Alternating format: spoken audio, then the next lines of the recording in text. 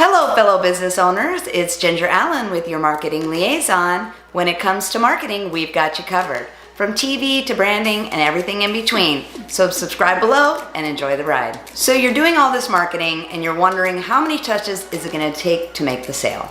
And a lot of people think that it's one or two. You see somebody once, you introduce them, you give them a business card, and the phone doesn't ring. So I'm here to tell you that there's been some statistics done by national organizations. In fact, I believe it was the National Marketing Organization that did a statistic on how many touches it takes to make the sale.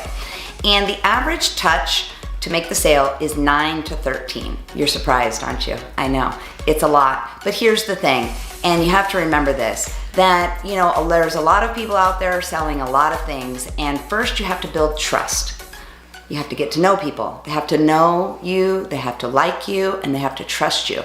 And that is not gonna happen in 1 or 2 touches. So just remember, the number is 9 to 13.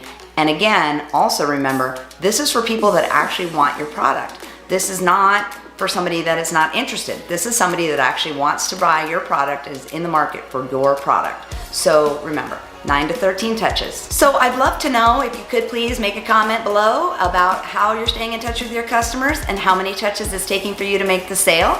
And until next time, we've got you covered.